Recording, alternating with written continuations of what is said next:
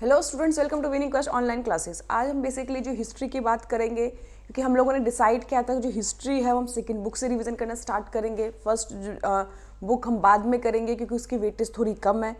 तो अब इसमें मैंने जो 6 चैप्टर है भक्ति ट्रेडिशन जो है वो मैंने आप वीडियो अपलोड कर दिया है। और आज हम उस बुक के सेकेंड चैप्टर बेसिकली जो 7 चैप्टर है और नाम है विजयनगर एंड इम्पीरियल सिटी, हम उसकी यहाँ पे बात कर रहे हैं। मैंने बोला था आप लोगों को कि हर एक चैप्टर की 3-3 वीडियो बनाऊंगी। ये फर्स्ट पार्ट है। जैसे जैसे वीडियो आप लोग पढ़ रहे हैं वैसे वैसे आपको सारी वीडियोस मिलती जाएगी, बहुत ही इजी वे में, आसान तरीके में। साथ साथ आपको नोट्स भी प्रोवाइड किए जा रहे हैं ताकि आप लोग हिस्ट्री को बहुत आसानी से समझ सको।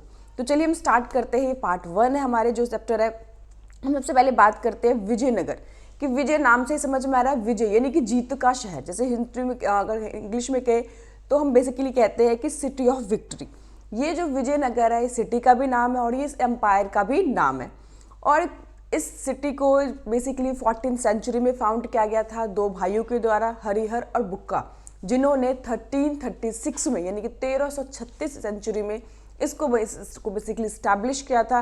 तो आपको याद रखना है कि अगर विजयनगर एम्पायर को किसने स्टैब्लिश किया था और कब स्टैब्लिश किया था, तो आपको 2 भाई जो है हरिहर और बुक्का, और कब क्या था तो 1336 में, 1336। आपको ये डेट अच्छे से याद रखना कि विजयनगर इसी साल, इसी सेंचुरी में, इसी डेट को इसको बनाया गया था। काफ़ी लंबा टाइम चला था, लेकिन इसको जो बनाने वाले का नाम और किस डेट को बनाया गया था ये आपके लिए बहुत इंपॉर्टेंट है। MCQ 1 मार्क्स के भी आ सकती है।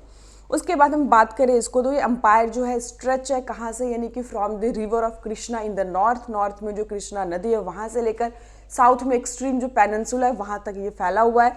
उसके बाद आपको पता होगा कि विजयनगर में एक वर्ड आपने सुना होगा, हम्पी। तो बच्चे बड़े कंफ्यूज होते हैं कि हम्पी क्या है। तो यानी कि याद रखना है आपको कि Hampi is another name of Vijayanagar.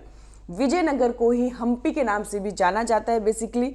और ये जो हम्पी है वहाँ की जो लोकल मदर गॉडेस थी पंपा देवी, उनके नाम पे रखा गया है बेसिकली। मैंने बताया था आपको लास्ट चैप्टर में कि उस टाइम पे बहुत सारे जो लोकल गॉड एंड गॉडेस होते थे उनको बहुत ज़्यादा इंपॉर्टेंस दिया जाता था। तो यहाँ पे भी लोकल मदर गॉडेस थी पंपा देवी, उन्हीं के नाम पे विजयनगर जो है हम्पी के नाम से उसको लोग याद रखते हैं, ठीक है। और यहाँ पे जो वहाँ के जो लोकल लोग हैं उसको बेसिकली हम्पी के नाम से ही जानते हैं। तो जो हम्पी के जो रिमेन्स है विजयनगर एम्पायर में, उसको मॉडर्न हम्पी भी कर्नाटका में देखा गया है। तो अब यहाँ पे आप बात सोच रहे होंगे कि 1336 में इसको बनाया गया था, 17th सेंचुरी के अप्रॉक्स ये ख़त्म भी हो गया। तो इसको आखिर क्यों अब हम पढ़ रहे हैं, क्या रीज़न है, तो ये चीज़ आपको बेसिकली हम आगे बात करेंगे। पहले हम कुछ जान लेते हैं कि इसके बारे में जो हम्पी है या विजयनगर है, इसके हमें जो इन्फॉर्मेशन है, सोर्सेज है, वो कहाँ कहाँ से बेसिकली मिले ताकि हम इसके बारे में और ज़्यादा जान सकें। तो पहला है कि ओरल ट्रेडिशन। ओरल ट्रेडिशन मतलब होता है सुनी सुनाई बात, यानी कि कुछ लोगों ने कहा, उनके जो पूर्वजों उन्होंने सुना, अपने जो फोर फादर्स उन्होंने सुना, वो सारे इन्फॉर्मेशन के थ्रू बहुत सारी बातें पता चली कि विजयनगर कैसा था, वहाँ पे क्या होता था, किस तरह के ट्रेड होते थे, वहाँ पे लोग कैसे रहते थे। तो पहला जो सोर्सेज इस्तेमाल किया गया वहाँ के जो ओरल ट्रेडिशन थे, वो आपको पता होगा कि वहाँ पे कृष्णा और तुंगभद्रा नदी के दोआब, ये दोआब मतलब पता होना चाहिए कि 2 नदियों के बीच में जो फर्टाइल लैंड होते हैं उसको बेसिकली दोआब कहते हैं। कि वहाँ पे जो लोग रह गए थे, जो विजयनगर को हम्पी के नाम से जानते थे, और बहुत लोगों ने वहाँ के लोगों ने जो भी उनको सुनी बातें थी या जो भी उनके पूर्वजों ने उनको बताया था, तो उन सभी सोर्सेज के बेसिस पे, उनके इन्फॉर्मेशन के बेसिस पे ओरल ट्रेडिशन जिसे हम कहते हैं कि उसको तैयार किया गया था। दूसरा, इंस्क्रिप्शन बहुत एक इंपॉर्टेंट रोल प्ले करता है किसी भी पास्ट को जानने में, किसी की हिस्ट्री को जानने में। तीसरा जो है कि अदर रिकॉर्ड्स हेल्प हिस्टोरियंस, यानी कि यहाँ पे अदर रिकॉर्ड्स की बात कर रहे हैं कि बहुत सारे, आपको पता है कि उस टाइम पे क्या होते थे, ट्रैवलर्स होते थे जो एक देश से दूसरे देश में जाते थे, ट्रैवल करते थे। वहाँ के जो भी कल्चर होते थे, वहाँ पे जो भी मतलब अच्छी बुरी चीज़ें होती थी उनको वो लिखते थे, अकाउंट मेंटेन करते थे, और बाद में उन्हीं की जो लिखी हुई बातें होती थी उसको यूज़ किया जाता था उस टाइम के एम्पायर को किसी भी जानने के लिए। तो यहाँ पे विजयनगर को भी जानने के लिए किसी एक सोर्सेज को नहीं, बहुत सारे सोर्सेज के बेसिस पे उनको जाना गया कि विजयनगर, क्योंकि बहुत टाइम पहले विजयनगर पूरी तरह से ख़त्म हो चुका था, नष्ट हो चुके थे। तो उनको कैसे जाना जाए, उनके पास्ट को कैसे समझा जाए, तो इन सबको सोर्सेज बना के वहाँ पे जाना गया था। तो आपको याद रखना है कि विजयनगर को बनाया किसने था, 2 भाइयों का नाम रखना है याद, किस कब बना था वो आपको याद रखना है, उसको हम्पी के नाम से भी जानते हैं, ठीक है। और क्या क्या सोर्सेज के बेसिस पे हमने ये चीज़ पता लगाई है। तो अब हम बात करते हैं, मैंने बताया कि जो हम्पी है, जो विजयनगर है, 17th सेंचुरी के आसपास ही ख़त्म हो गया था। ये जो डायनेस्टी थी, लेकिन इसको अब हम क्यों पढ़े, आपकी हिस्ट्री की बुक में क्यों पढ़ाया जा रहा है, ये इतना मॉडर्न फिर कैसे बना। तो 18th सेंचुरी में फिर से इसको एक लाइट में लाया गया, फिर से इसको मतलब इसकी तरफ लोगों का ध्यान गया, और तभी से लोग इसके बारे में जानने के लिए काफ़ी एक्साइटेड थे, काफ़ी ज़्यादा चाहते थे। तो यहाँ पे आपको याद रखना है कि डिस्कवरी इसकी कैसी हुई थी हम्पी की। तो कह रहे हैं the ruins at Hampi was brought to light by 18th century. 18वीं सदी में एक इंजीनियर और जो एंटीक्वेरियन थे, जिनका नाम आपको याद रखना है कर्नल कॉलिन मैकेंजी, क्योंकि इसके बारे में एमसीक्यू में भी आ सकती है और शॉर्ट क्वेश्चन में भी आ सकती है। तो सबसे पहले हम्पी जो नष्ट हो चुका था, पूरी तरह से खत्म हो चुका था, उसको दोबारा से लाइट में लाने का जो क्रेडिट है कर्नल कॉलिन मैकेंजी को जाता है। ये ईस्ट इंडिया कंपनी के एक एम्प्लॉयर थे, इंजीनियर भी थे, कार्टोग्राफर भी थे, ठीक है, और ये इंडिया के जो सर्वेयर थे वो भी थे। तो इसको याद रखना है कि बहुत ज़्यादा मतलब ये इंपॉर्टेंट आपके चैप्टर में बन जाता है। तो लिखा है ना कि ही वॉज बॉर्न, उनके बारे में थोड़ा सा पढ़ लेते हैं कि वो 1754 में बॉर्न हुए थे, ठीक है। वो इंजीनियर, सर्वेयर और कार्टोग्राफ थे। मैंने बताया कार्टोग्राफ मतलब होता है जो मैप से वगैरह बेसिकली ड्रॉ करते हैं। तो किसी भी साइट के बारे में जानने के लिए पहले हमें एक मैप ड्रॉ करना पड़ता है ताकि उसको और ज़्यादा उस साइट को डिटेल में समझ सके। तो इसीलिए उन्होंने क्या किया था, उसके सबसे पहले जो किसी ने वो उसके साइट के लिए जो मैप तैयार किया था वो भी कर्नल जो कॉलिन मैकेंजी के द्वारा ही किया गया था। उसके बाद 1815 में उसको फर्स्ट जो सर्वेयर है, इंडिया का फर्स्ट सर्वेयर जो है, उनको अपॉइंट किया गया था। 1815 आपको डेट याद रखना है कि first surveyor general of India इनको अपॉइंट किया गया था।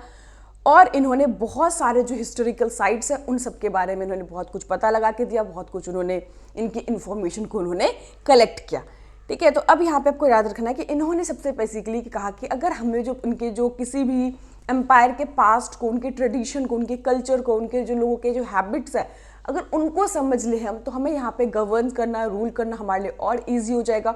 और इसीलिए उन्होंने बहुत सारे जो पास्ट है उसको उन्होंने खोला, जाना और इंफॉर्मेशन को उन्होंने कलेक्ट किया, ठीक है। तो लिखा है कि ही thought that the regional customs and tradition will benefit the English east India company in his administration, क्योंकि 18th सेंचुरी में ईस्ट इंडिया कंपनी आ गई थी। ईस्ट इंडिया कंपनी के ये एम्प्लॉयर थे, इनको first general India surveyor appoint किया गया था, और इसीलिए इनका मानना था कि बहुत सारे जो हमें बेनिफिट हो सकते हैं अगर हमने वहाँ के ट्रेडिशन, कल्चर जो पुराने हैं, अगर उनको हमने समझ लिया तो हमारे लिए गवर्न करना, रूल करना और ज़्यादा ईजी हो जाएगा। और इसीलिए उन्होंने बेसिकली बहुत सारे जो हिस्टोरिकल साइट्स हैं उन सब की इन्फॉर्मेशन उन्होंने कलेक्ट की, ठीक है। तो लिखना है कि as an engineer of East India Company ही prepare the first surveyor map of this site. तो ये भी आपको याद रखना है कि इन किसने सबसे पहले फर्स्ट जो है मैप यहाँ पे तैयार किया था। तो उनका नाम भी आपको पता है सेम है कि कर्नल कॉलिन मैकेंजी। तो ये जो है नाम है इसको याद रखना बहुत इंपॉर्टेंट है।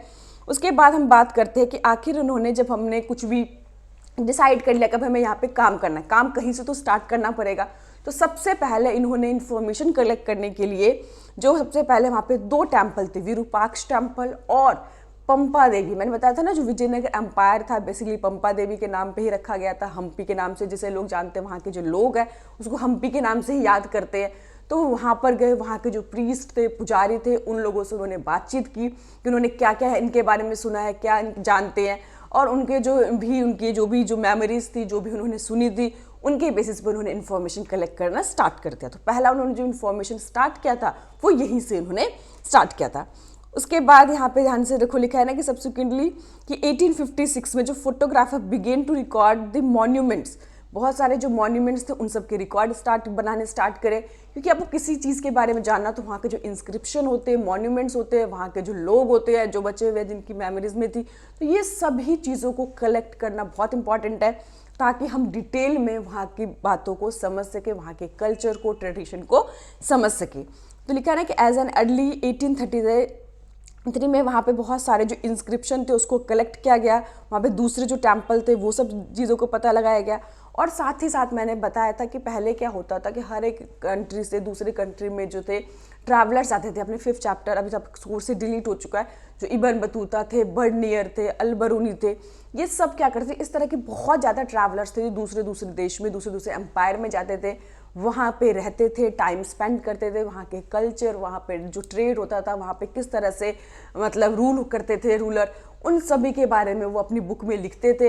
और ये सब सोर्सेज को बेस बनाया गया बेसिकली उस एम्पायर को जानने के लिए, समझने के लिए। तो ठीक है, तो अकॉर्डिंग टू ट्रेडिशन एम्पायर उनके बाद पता चला कि उन सभी इन्फॉर्मेशन के बेसिस पे, क्योंकि कोई एक इन्फॉर्मेशन काम नहीं आ सकती, कि उस टाइम पे इतनी पुरानी बात है, तो जब किसी भी हमने इन्फॉर्मेशन कलेक्ट किया और जिसमें बहुत सारी सिमिलैरिटीज़ है, उसको सच मान के फिर उसकी इन्फॉर्मेशन आगे दी जाती है। तो पता चला था कि वही कि मैंने बताया था कि जो दो ब्रदर थे हरिहर और बुक्का, उनके द्वारा जो है 1333 में, बहुत इंपॉर्टेंट डेट है, उन्होंने विजयनगर एम्पायर को बेसिकली इस्टेब्लिश किया था। और उनके जो गुरु थे हरिहर बुक्का के बारे में हम बाद में और डिटेल में पढ़ेंगे, यहाँ पे तो मैं जितना 12th क्लास में उतना ही बता रही हूँ कि इनको दिल्ली सल्तनत उस टाइम पे आपको पता होगा कि वहाँ पे जो थे मुस्लिम एम्पायर मतलब स्टार्ट हो चुका था। तो हरिहर बुक्का जो थे उनको जो इस्लाम में कन्वर्ट कर दिया गया था और उन्हें साउथ में भेजा गया था, ताकि वो वहाँ पर जो है मतलब इस एम्पायर को एक्सपैंड करे और वहाँ पे जो इस्लाम कल्चर को लेके जाए। ठीक है, लेकिन बाद में जो उनके गुरु थे, गुरु का नाम याद रख लेना, जो विद्यारण्य गुरु थे, उनसे इंस्पायर होकर उन्होंने हिंदू जो एम्पायर है उसको इस्टेब्लिश किया था। तो एम्पायर इंक्लूडिंग यहाँ पे इस एम्पायर के अंदर डिफरेंट कल्चर, डिफरेंट रिलीजियस लोग बोलने वाले, अलग अलग लैंग्वेज बोलने वाले लोग थे। और इस एम्पायर में काफ़ी ज़्यादा मतलब अच्छा, काफ़ी प्रॉस्पेरिटी, काफ़ी अमीर लोग रहते थे। ये एम्पायर काफ़ी अपने आप में बहुत ही ज़्यादा मतलब प्रॉस्पेरियस एम्पायर हम इसको कह सकते हैं। तो ये सारी तो बेसिकली बैकग्राउंड हुई कि हमने जाना कि जो विजयनगर एम्पायर है कैसा था, किसने बसाया था, वहाँ पे इंफॉर्मेशन कैसे कैसे कलेक्ट की थी। अब यहाँ पे हम पढ़ेंगे कि जो विजयनगर एम्पायर था, आपको पता होगा कोई भी उस टाइम पे रूल करेगा तो उसके जो कॉम्पिटिटर होंगे वो होंगे, जो भी आसपास के दूसरे रूलर होंगे उनके साथ उन्हें कंपटीशन तो करना ही पड़ता है, क्योंकि उस टाइम पे आपको पता होगा हर रूलर एक्सपेंड करना चाहता था अपना एरिया। तो वो क्या करते थे, जो बगल वाले एरिया होते थे उस पर वो हमेशा जल्द अटैक करने की सोचते थे, उसको वो अपने साथ मिलाने की सोचते थे। तो इसी कारण से उनके बीच में कंपटीशन रहता था। तो हम जानेंगे यहाँ पे कि जो विजयनगर के जो रूलर थे उनका किन किन राजाओं से, उस टाइम के जो कंटेम्प्रेरी रूलर थे, उस टाइम के जो भी सेम टाइम पे रूल करते थे, किन किन के साथ उनका कंपटीशन था, उन्हें कम्पीट करना पड़ता था। तो यहाँ पे आपको याद रखना है जो नॉर्थर्न फ्रंट में जो विजयनगर किंग थे उस टाइम पे जो कंटेम्प्रेरी रूलर थे, सुल्तान ऑफ दक्कन, दक्कन के सुल्तान के साथ गजापति रूलर ऑफ उड़ीसा। ये आपको याद रखना है कि उड़ीसा में बेसिकली जो भी रूलर होता था उनको एक टाइटल दिया जाता था गजापति। गज का मतलब आप समझते हो हाथी होता है, यानी कि लॉर्ड ऑफ एलिफेंट। ठीक है, गज का मतलब हाथी, तो लॉर्ड ऑफ एलिफेंट का टाइटल बेसिकली उनको दिया था उड़ीसा में जो भी रूल करते थे। और ये लोग आपस में लड़ते क्यों थे, वहाँ पे उस जो भी उस एरिया में जो फर्टाइल रिवर वैली थी उस टाइम पे जो ट्रेड होते थे उस ट्रेड को कंट्रोल करने के लिए, उस फर्टाइल लैंड पे कंट्रोल करने के लिए, इस सब चीज़ों के लिए वो आपस में कंपटीशन उनको करना पड़ता था। ठीक है, उसके बाद है किंग एंड ट्रेड की। उस टाइम की हम बात करेंगे विजयनगर के अंदर कि विजयनगर में जो ट्रेड था, यानी कि बेसिकली हमने बताया कि यहाँ पे बहुत प्रॉस्पेरिटी थी, वहाँ के लोग बहुत रिच थे, बहुत अच्छी लाइफ जीते थे उस टाइम पे। तो आखिर उनके पास क्या सोर्स था, वो क्या मतलब किस तरह की ट्रेड होती थी, कहाँ से इनकम आता था, ये सब जानना भी हमारे लिए बहुत ही इंपॉर्टेंट है। तो यहाँ पे हम बात करेंगे trade on the horse during the Vijayanagar rule, कि विजयनगर रूल में जो हॉर्स है एक बहुत ही इंपॉर्टेंट रोल प्ले करते थे। अब इसका रीज़न क्या है, देखिए आज के टाइम जो है बहुत सारे टेक्नोलॉजी आ गए, बहुत मॉडर्न इक्विपमेंट्स आ गए, तो अब जो वॉर है बेसिकली वो टेक्नोलॉजी पे लड़ जाते हैं, लेकिन उस टाइम पे इतना ज़्यादा एडवांस नहीं था। तो उस टाइम पे किसी भी रूलर है जो कितना पावरफुल है डिपेंड करता है उसके पास कितने अच्छे हॉर्स है, क्योंकि घोड़े जितने ज़्यादा मतलब फास्ट होंगे, ज़्यादा एक्टिव होंगे, वो उतना ही ज़्यादा मतलब लड़ाई उनके लिए क्या हो जाएगी, ईजी और आसान हो जाएगी। तो उस टाइम पे जो बेसिकली ट्रेड होता था, लेकिन cavalry was a more important part of the warfare during this period. घुड़सवार जिसे हम बेसिकली कहते हैं कि उस पीरियड का ये बहुत ही इंपॉर्टेंट रोल था। वॉर में इनकी जो वैल्यू थी बहुत ज़्यादा थी। और हॉर्स जो थे बेसिकली कहाँ से आते थे, अरेबिया और सेंट्रल एशिया जो था वो बहुत ही इंपॉर्टेंट था किंग के लिए, अच्छे घोड़े बेसिकली वहाँ से ही इंपोर्ट किए जाते थे। तो इस ट्रेड जो था इनिशियली में स्टार्टिंग में जो था अरब मर्चेंट के द्वारा पूरी तरह से कंट्रोल किया गया था, उन्हीं का मोनोपोली था, उन्हीं का प्रभुत्व था। लेकिन बाद में जो लोकल मर्चेंट है वहाँ के, जिनको जो हॉर्स में बेसिकली डील करते थे, हॉर्स में एक्सचेंजेस करते थे, ठीक है, वहाँ पे उसको जाना जाता था कुतरई चेट्टी समझ लो, या उसको हॉर्स मर्चेंट बेसिकली कहते थे, कुतरई चेट्टी। ठीक है, उसको हॉर्स मर्चेंट कहते थे। उसके बाद 1498 में जो और भी बहुत लोग इसमें ट्रेड में आ गए थे, जैसे कि पोर्तुगीज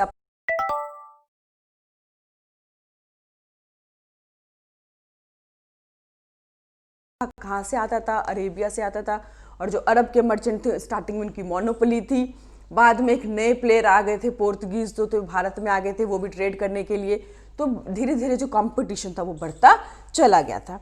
अब हम मार्केट की बात करते हैं कि विजयनगर एम्पायर का मार्केट कैसा था, वहाँ पे क्या चीज़ें बिकती थी, किस चीज़ की डिमांड थी, किस तरह से काम होता था, ये सब भी आपको पता होना चाहिए विजयनगर एम्पायर के बारे में, क्योंकि हम जिस भी एम्पायर का पढ़ रहे हैं तो वहाँ पे ट्रेड कैसा था, लोग कैसे थे, कल्चर कैसे थे, किंग कैसे थे, ये सब एरिया क्या था, कब बना था, ये सब चीज़ें आपको अच्छे से पता होना चाहिए। तो अब हम बात करते हैं मार्केट्स इन द विजयनगर कि विजयनगर के अंदर कैसा मार्केट था, क्या बिकता था, क्या खरीदारी होती थी, ये सब आपके लिए जानना है। तो ये लिखा है कि market in Vijayanagar empire known for the spices, textile and precious stone, कि बेसिकली वहाँ पे क्या चीज़ें बिकती थी। सबसे पहले अपने स्पाइसेस के लिए, मसालों के लिए बहुत ज़्यादा पॉपुलर था, कपड़ों के लिए, और उस टाइम पे जो प्रीशियस स्टोन होते थे जैसे बताए, इन चीज़ों के लिए काफ़ी पॉपुलर, काफ़ी ज़्यादा ये फेमस मार्केट था। दूसरा, trade was a status symbol for the cities in the empire and boosted a wealthy population. मैंने बताया यहाँ के जो लोग थे वो गरीब नहीं थे दूसरे एम्पायर की तरह, यहाँ पे जो लोग थे वो काफ़ी रिच थे, अच्छी लाइफस्टाइल थी, अच्छे लोग जीते थे। तो कह रहा है need in the high value exotic goods, basically इसमें जो डिमांड करते थे वो प्रीशियस स्टोन, ज्वेलरी, इन सब चीज़ों की जो बेसिकली डिमांड होती थी, और बाहर से इन्हीं को चीज़ों को लाया जाता था, इस मार्केट में बेचा जाता था। और जो भी रेवेन्यू इस ट्रेड से आता था, इस ट्रेड के थ्रू जो भी पैसा कमाते थे, उस पैसों से इस जो एम्पायर को, इस जो सिटी को, स्टेट को काफ़ी ज़्यादा डेवलप किया जाता था। काफ़ी डेवलप था, हम आगे पढ़ेंगे कि पानी के कितने अच्छे उन्होंने सोर्सेज बनाए थे उस टाइम पे, उनके जो किस तरह से वहाँ पे जो सड़कें थी उसको अच्छा बनाया गया था, वो सब हम नेक्स्ट वीडियो में पढ़ेंगे। यहाँ पे हम बेसिकली पढ़ रहे हैं कि ट्रेड क्या करते थे, कैसा ट्रेड था, वो ट्रेड से वो डेवलपमेंट करते थे, और ये सब चीज़ें हम यहाँ पे बेसिकली विजयनगर के बारे में पढ़ रहे हैं। अब आपके लिए ये भी जानना जरूरी है कि विजयनगर जो डायनेस्टी थी वो चार अलग अलग डायनेस्टी में डिवाइडेड, हम कह सकते हैं कि चार अलग अलग डायनेस्टी के लोगों ने यहाँ पे रूल किया। तो सबसे पहले जो रूल किया था संगम डायनेस्टी, जो हरिहर बुक्का, जिन्होंने इस एम्पायर को स्टेब्लिश किया था 1336 में। तो ये बेसिकली जो संगम डायनेस्टी थे उन्हीं से बिलोंग करते थे, और इन्होंने 1300 यानी कि 36 से लेकर 1485 तक रूल किया। तो आपको डेट इतना इंपॉर्टेंट नहीं है, बट आपको नाम याद रखना है कि जो फर्स्ट डायनेस्टी थी कौन सी थी, संगम डायनेस्टी। उसके बाद कौन आए थे, सुलवा डायनेस्टी आए थे, जिन्होंने 1485 से लेके 1503 तक उन्होंने रूल किया। उसके बाद जो तुलुव डायनेस्टी आए, जिन्होंने 1503 से लेके 1570 तक उन्होंने रूल किया। और सबसे लास्ट जो डायनेस्टी थी वो अराविदु डायनेस्टी थी। तो इसमें जो सबसे इंपॉर्टेंट है आपके लिए तुलुव डायनेस्टी, क्योंकि विजयनगर में बहुत सारे रूलर हुए, बट सबसे ज़्यादा पॉपुलर, सबसे ज़्यादा मतलब स्ट्रॉन्ग, सबसे ज़्यादा जो हम कहते हैं ना जिनको लोग याद रखते आज भी, वो बेसिकली तुलुव डायनेस्टी के जो कृष्णदेव रॉय थे, ये बहुत ही इंपॉर्टेंट है। तो आपको पता होगा कि विजयनगर एम्पायर में जो भी रूलर होता था उनको रॉय के टाइटल दिया जाता था, जैसे कृष्णदेव रॉय। तो ये आपको याद रखना है कि जो रॉय जो है उनका बेसिकली टाइटल था। ठीक है, तो अब हम थोड़ा सा कृष्णदेव रॉय के बारे में पढ़ेंगे कि उन्होंने मतलब किस तरह से विजयनगर को और ज़्यादा पावरफुल बनाया, और ज़्यादा उन्होंने एक्सपैंड किया, इस तरह से और ज़्यादा उसको शक्तिशाली बनाया। तो सबसे ज़्यादा याद रखना है कि अगर किसी भी एम्पायर के मोस्ट इंपॉर्टेंट रूलर के बारे में पढ़ना है तो इसमें कौन थे, विजयनगर के जो कृष्णदेव रॉय थे, इनके बारे में आप अच्छे से पढ़िएगा, क्योंकि इन्होंने अपने एम्पायर को काफ़ी ज़्यादा स्ट्रांग बनाया था, काफ़ी ज़्यादा उन्होंने एक्सपैंड किया था। तो ये चीज़ आपको अपने जो भी बुक है उसमें इंपॉर्टेंट क्वेश्चन में लिख लेना है कि आपको कृष्णदेव रॉय के बारे में बहुत डिटेल में अच्छे से पढ़ना है। तो चलिए हम स्टार्ट करते हैं कृष्णदेव रॉय का। तो कृष्णदेव रॉय का जो रूलर हम बेसिकली कह सकते हैं वो full of expansion and consolidation, यानी कि उससे पहले भी बहुत सारे रूलर आए जो इस एरिया को एक्सपैंड करना चाहते थे, बढ़ाना चाहते थे, लेकिन वो लोग सक्सेस नहीं हुए थे। लेकिन कृष्णदेव रॉय ने इस एरिया को, इस स्टेट को काफ़ी ज़्यादा एक्सपेंड और कंसोलिडेट यानी कि दूसरे स्टेट को इसके अंदर मिलाया था। ठीक है, तो ही defeated Pratap Rudra of Gajapati dynasty. मैंने बताया कि गजापति डायनेस्टी किसके लिए इस्तेमाल किया जाता है, उस टाइम पे जो रूलर होते थे उड़ीसा के लिए। ठीक है, उड़ीसा के रूलर को बेसिकली गजापति का टाइटल दिया जाता था। ठीक है, उन्होंने हराया को 1514 में, एंड सुल्तान ऑफ बीजापुर के जो सुल्तान थे 1520 में उनको डिफीट किया। तो ये सब चीज़ें आपको पता होनी चाहिए, और उनके एम्पायर को उन्होंने अपने साथ मिलाकर उसको एक्सपैंड किया था। His ruler is credited building the fine temples of attractive gopuram to many important South Indian temple. इससे पहले हमने पढ़ा था कि जो साउथ में जो चोला रूलर्स थे उन्होंने बहुत सुंदर सुंदर टेम्पल्स बनाए थे, उन्होंने काफ़ी ज़्यादा मतलब डोनेट किया था, लैंड डोनेट किए थे, पैसे डोनेट किए थे, और उन्होंने बहुत अच्छे अच्छे मंदिर बनाए थे। तो इस चीज़ को, इस कल्चर को उन्होंने भी मतलब आगे कंटिन्यू रखा। उस टाइम पे जो टेम्पल थे उनको प्रोटेक्शन दिया, उनको बजाय बहुत सारे नए टेम्पल भी बनाए।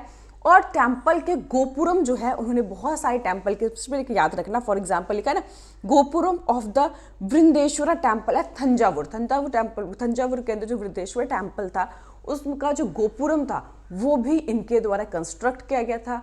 और गोपुरम बेसिकली होता है क्या है कि किसी भी मंदिर को जिसे एंट्रेंस कहते हैं, ठीक है, एंट्रेंस उन्होंने बहुत सुंदर भव्य विशाल बनाए थे, बाहर से दिखता था वो चीज़।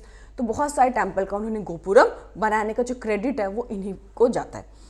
उसके बाद he also found the sub urban township. उन्होंने एक और छोटा सा शहर, उप शहर कह सकते हैं, उपनगर जिसको बोलते हैं, सब अर्बन टाउन बनाया था नियर द विजयनगर, विजयनगर के पास ही, जिसे नागलापुरम अपनी मदर के नाम पे मतलब इस अर्बन शहर को उन्होंने बेसिकली रखा था, नगलपुरम। ठीक है, ये आपको याद रखना, मदर के नाम पे उन्होंने एक छोटा सा सब अर्बन टाउनशिप बनाया था। ठीक है, ये तो बेसिकली हमने किसके बारे में पढ़ा, कृष्णदेव रॉय के बारे में पढ़ा। कृष्णदेव रॉय की एक और इम्पॉर्टेंट चीज़ थी, वो थी कि उन्होंने कि देश में, अपने एम्पायर में कैसे रूल किया जाए। एक राजा के जो ड्यूटी है उनके बारे में उन्होंने एक बुक भी लिखी थी। तो इस बुक का नाम आपको याद रखना है, इस बुक का नाम था अमुक्त मल्यदम। अमुक्त मल्यदम, आपको पता है थोड़े वर्ड थोड़ी डिफिकल्टीज है क्योंकि साउथ इंडियन वर्ड्स है, तो इसको याद रखना है कि इस बुक को उन्होंने लिखा था। और इस बुक में उन्होंने बेसिकली बताया चाहता कि एक रूलर को क्या क्या करना चाहिए। तो सबसे पहले आपको पता है कि पहले के टाइम में कोई मतलब प्लेन के थ्रू तो होते नहीं थे, ज़्यादातर जो ट्रेड होते थे शिप के थ्रू होते थे। तो वहाँ पे जो बंदरगाह होते हैं, यानी कि जहाँ पे शिप रुकते हैं, ठहरते हैं, उस एरिया को हर एक राजा को डेवलप करना चाहिए।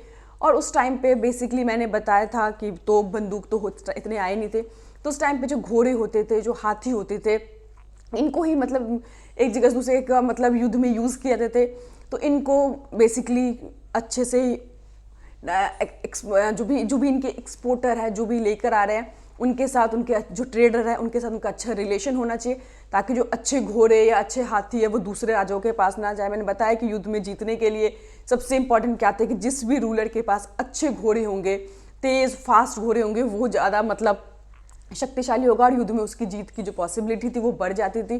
तो जब इन ट्रेडर से आप अच्छे रिलेशन बनाओगे, आप उनको टाइम टू टाइम उनसे मीटिंग करोगे, उनको आप गिफ्ट्स दोगे, तो क्या होगा, आपके साथ अच्छे रिलेशन बनेंगे और जो भी अच्छी क्वालिटी की चीज़ें होगी वो सबसे पहले आपको ही ऑफर करेंगे।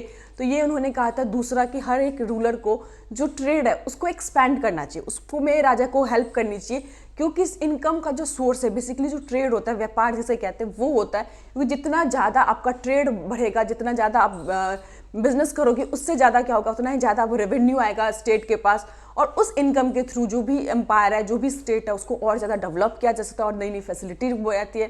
तो इन्होंने इस बुक में बेसिकली लिखा था कि राजा को किन किन चीज़ों पे ध्यान देना चाहिए, ट्रेडर से अच्छे रिलेशन बनाने चाहिए, जो भी बेसिकली घोड़े और हाथी वगैरह जो एक्सपोर्ट करते हैं, इंपोर्ट करते हैं, उनके उन ट्रेडर के साथ अच्छे रिलेशन होना चाहिए, उनके साथ टाइम टाइम मीटिंग करें, उनको गिफ्ट प्रोवाइड करें, उनसे अच्छे रिलेशन बने, ताकि अच्छी चीज़ों को दूसरे राजाओं के पास वो ना जा सके। ट्रेड को एक्सपेंड करना है, ट्रेड को कैसे बढ़ाया जाए, ये सब चीज़ें। और साथ ही साथ उन्होंने कहा था जो बहुत सारे सेलर्स होते थे, नाविक जिसे कहते हैं, कि जैसे वो एक जगह से दूसरे को जाने के लिए बीच में अपने हेल्थ के कारण या किसी भी रीज़न के कारण अगर वो किसी भी स्टेट में रुकते हैं, तो वहाँ के जो रूलर है उसको रिस्पॉन्सिबिलिटी है कि वहाँ पे उनको प्रोटेक्शन प्रोवाइड किया जाए, उनको फैसिलिटी दिया जाए, ताकि वो यहाँ पर बिना डरे वो रुक सके, ठहर सके। तो ये सारी चीज़ों को लिखने के लिए उन्होंने जो बुक बनाई थी, उस बुक का एक बार आप उसको नाम याद रख लीजिएगा, कई बार MCQ में आ जाते हैं।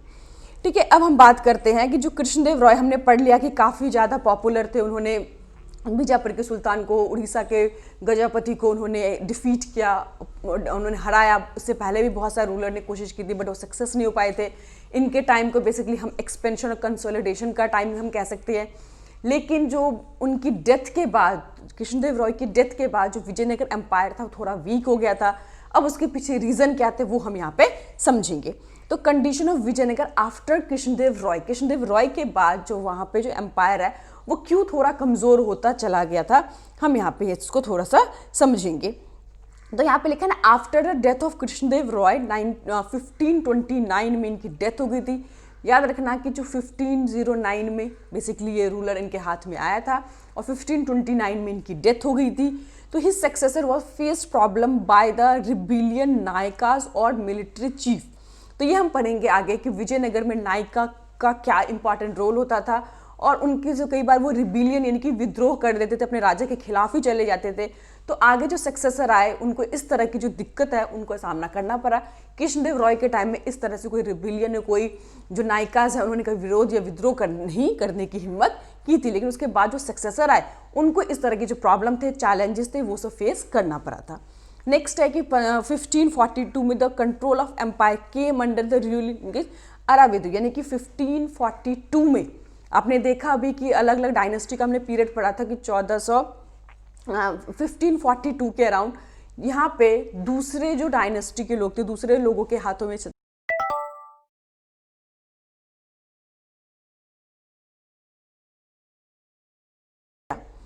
ठीक है। अब हम यहाँ पे एक मोस्ट इंपॉर्टेंट टॉपिक, जैसे मैंने बताया था कृष्णदेव रॉय जो है सबसे इंपॉर्टेंट है, उनके बारे में पढ़ना है आपको।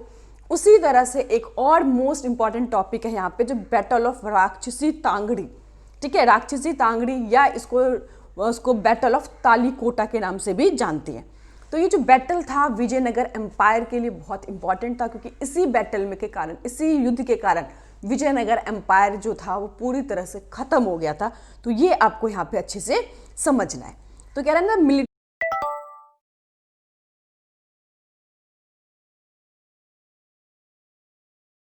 पता है जो भी उस रूलर होते थे वो बहुत ज़्यादा एम्बिशियस होते थे, वो अपने एरिया को एक्सपेंड करना चाहते थे।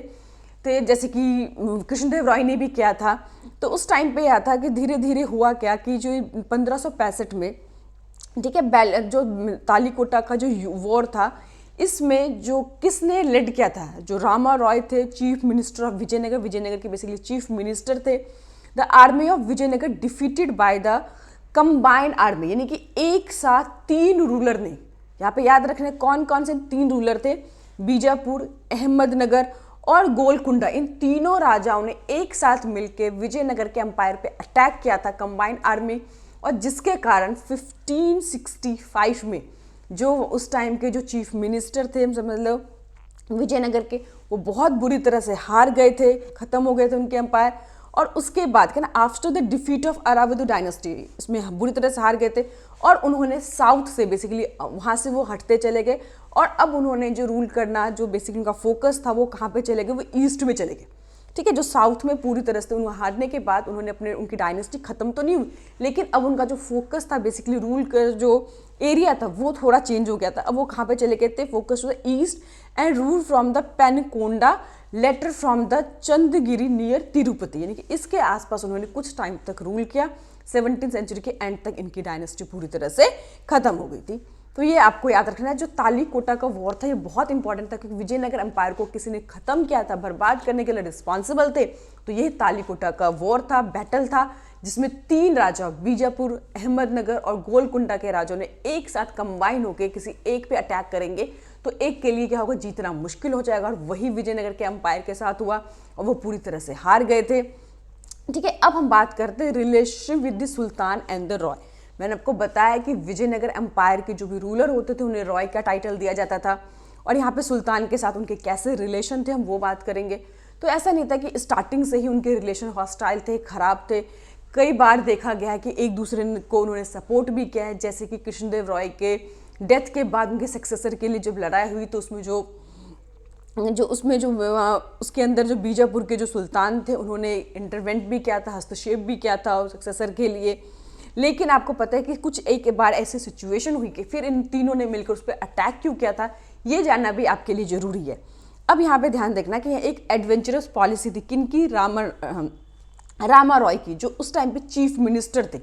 उन्होंने क्या करा कि एक दूसरे को, सुल्तान को, यानी कि बीजापुर के सुल्तान को, अहमदनगर को, उन्होंने आपस में लड़ाने का काम स्टार्ट किया। उन्होंने सोचा कि अगर मैं इनको आपस में लड़ा दूंगा तो मेरे लिए रूल करना क्या हो जाएगा, आसान हो जाएगा। परंतु ये जो उनकी पॉलिसी थी वो उल्टी साबित हुई, और समझ आए। और इन तीनों ने मिलकर डिसाइड किया कि हम इसको ही क्या करेंगे, हरा देंगे, खत्म कर देंगे। और ये पॉलिसी जो है उनकी सक्सेस नहीं हुई, और जिसके कारण तीनों रूलर ने मिलकर उन पर अटैक किया और वो बुरी तरह से हार गए। तो उनके एडवेंचरस पॉलिसी के कारण ही उन्होंने खुद की अपनी इतनी बड़ी दुश्मनी मोल ले ली थी। तो आपको पता ना, जरूरी नहीं है कि हर पॉलिसी आपको सूट ही करे। तो ये भी आपको देखना होता है कि ठीक है कि अंग्रेजों ने बनाया था ये कि मतलब, लेकिन उस टाइम पे उनकी जो पॉलिसी थी वो सक्सेस नहीं हो पाई, रूल एंड डिवाइड वाली। और बेसिकली तीनों जो रूलर थे वो कंबाइन हो गए, एक साथ मिल गए और उसका जो खामियाजा है इन्हीं को भुगतना पड़ा। चलिए हम बात करते हैं अब ये जो इम्पॉर्टेंट है, एक टॉपिक और आ गया है कि विजयनगर में जो नायकाज थे, नायिका और अमर नायिका, ये दो चीज़ को आपको याद रखना है कि इनके बारे में पढ़ना है कि ये कौन थे, क्या इनका काम होता था। तो कह रहा है in the Vijayanagara empire the Nayakas were military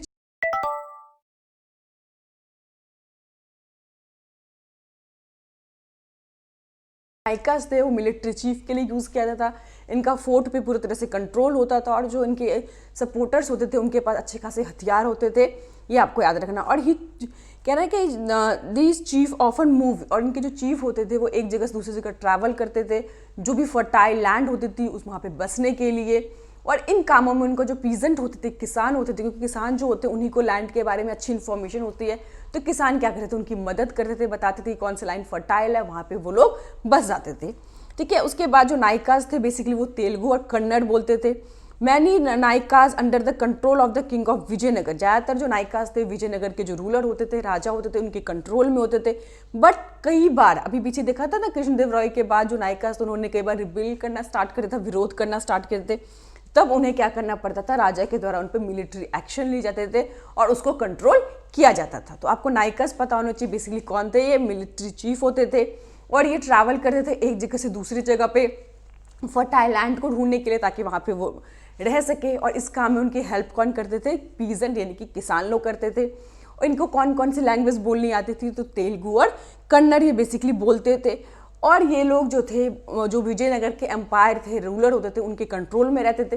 but कई बार ये लोग विरोध भी करते थे, रिबिलियन हो जाते थे, उनके राजा का विद्रोह कर देते थे, तब राजा को मिलिट्री एक्शन के द्वारा इनको कंट्रोल किया जाता था। कृष्णदेव रॉय से पहले ऐसी प्रॉब्लम नहीं आई थी, लेकिन कृष्णदेव रॉय की डेथ के बाद जो एम्पायर था धीरे धीरे वीक होने लगा था। तो आपको पता है कि जो जब कोई चीज़ वीक होने लगती है तो उसका एडवांटेज लेने के लिए बहुत सारे जो नायिका है उन्होंने विरोध करना स्टार्ट किया था, लेकिन किंग के द्वारा उसको मिलिट्री फोर्स के द्वारा उसको कंट्रोल कर लिया जाता था।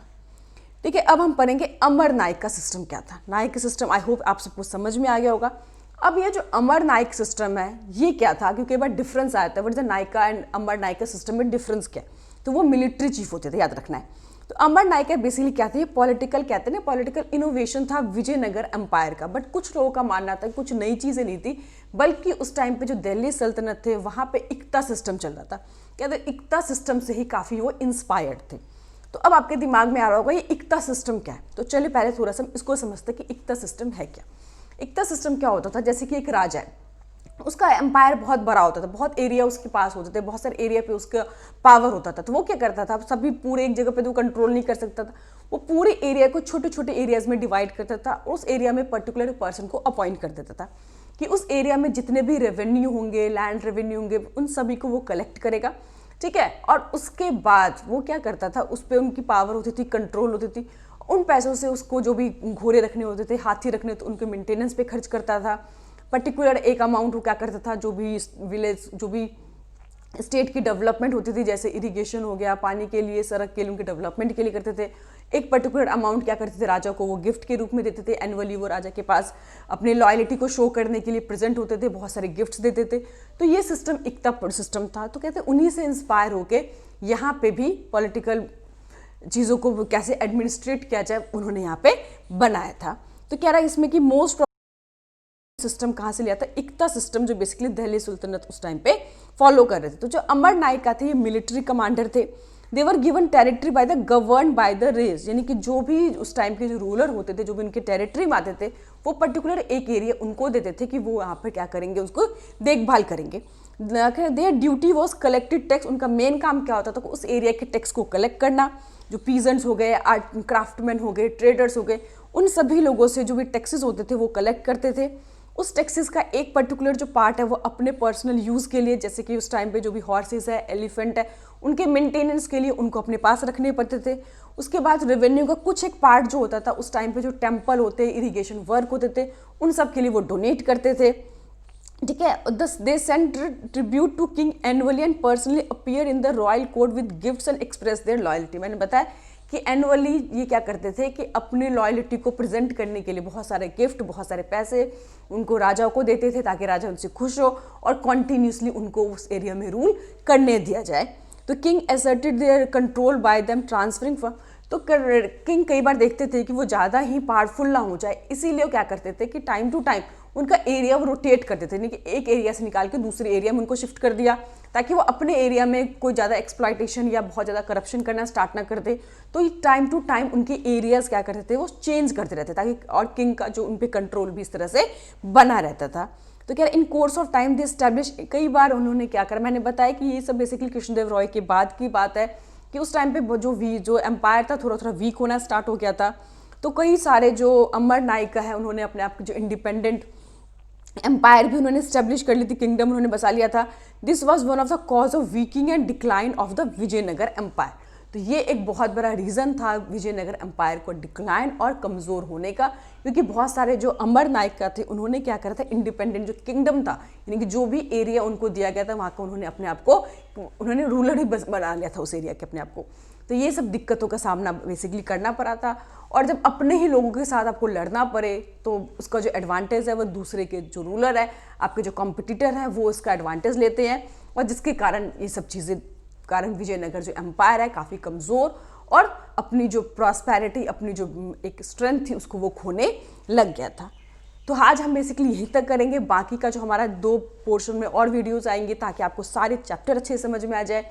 तो आपको ध्यान रखना है, इसमें कृष्णदेव रॉय के बारे में अच्छे से पढ़ना है, जो 4 डायनेस्टी हैं उनको सीरियल वाइज पढ़ना है, आपको नायका और अमर नायक के बारे में आपको अच्छे से पढ़ना है, और स्टार्टिंग में जो उसको हम्पी के नाम से भी जानते हैं, कहाँ से उन्होंने सोर्सेज कलेक्ट किए, और कर्नल कॉलिन मैकेंजी है, इन सब चीज़ों के बारे में थोड़ा थोड़ा आपको पढ़ना है ताकि आप अच्छे से आंसर को लिख सको।